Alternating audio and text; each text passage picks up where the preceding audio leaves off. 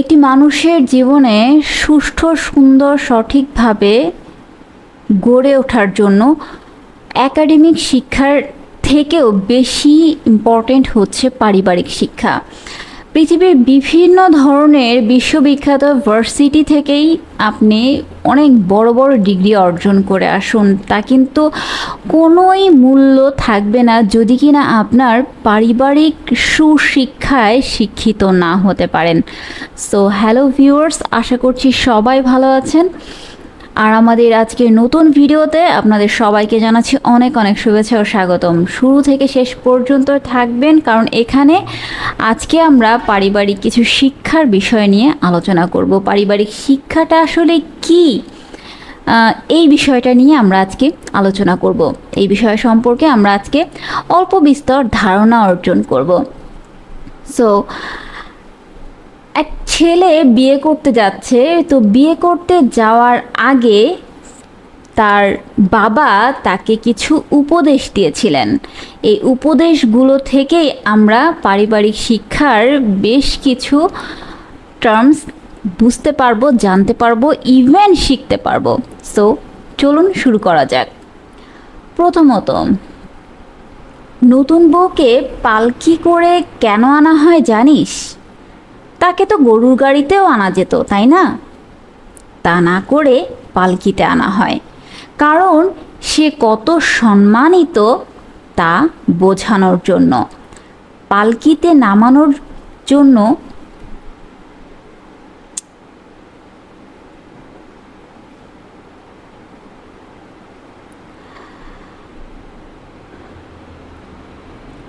পালকিতে নামানোর পর এই সম্মান কখনো কমে যাবে না। সারা জীবন পালকির সম্মানই তাকে রাখতে হবে। 2, নতুন বউ পালকিতে উঠে কি করে জানিস? কাঁদে। কেন কাঁদে জানিস?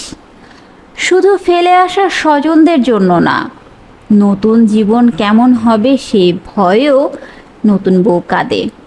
তোর চেষ্টা হবে পালকির কান্নাই যাতে তার শেষ কান্না হয়। এরপর আর মাত্র 2টো উপলক্ষে সে কাঁদবে। বলতো কোন কোন উপলক্ষ? আমি বলছি। এরপর 1, সে যখন মা হবে সেই মা হওয়ার আনন্দে। 2, আরেকবার কাঁদবে যখন তুই চলে যাবি। মাঝখানে যত শোক আসবে তুই তার চোখের পানি মুছিয়ে দিবি। 3, স্ত্রীর সবচেয়ে কষ্ট পায় তার স্বামীর বদব্যবহারের জন্য। দেখ, আমি কিন্তু খুবই বদমেজাজি, কিন্তু কেউ বলতে পারবে না আমি তোর মায়ের সামনে কোনো দিনও উঁচু গলায় কথা বলেছি। 4, বিয়ে মানে আরেকটি মেয়ের দায়িত্ব নেওয়া। এটা ঠিকভাবে পালন না করলে আল্লাহর কাছে তোকে দায়ী থাকতে হবে। 5, আরেকটি কথা, সব মেয়ের রান্নার হাত কিন্তু ভালো হয় না, কিন্তু সবাই চেষ্টা করে, অর্থাৎ সব বউয়েরাই চেষ্টা করে ভালো করে, সর্বোচ্চ চেষ্টা করে রান্নাটা করতে। তাই রান্না নিয়ে বউকে কখনোই খোঁটা দিবি না। 6, বউয়ের মা বাবাকে কখনো আমার শ্বশুর, আমার শাশুড়ি এগুলো ডাকবি না, বাবা মা বলে ডাকবি। আগের ডাকগুলো কোনো মেয়েই খুব একটা পছন্দ করে না। তুই ওগুলো ডাকলে বউও দেখবি একসময় আমাদেরকে ওই ডাকেই ডাকবে। তুই ওনাদেরকে সম্মান না করলে সে আমাদেরকে কি করে সম্মান করবে বল?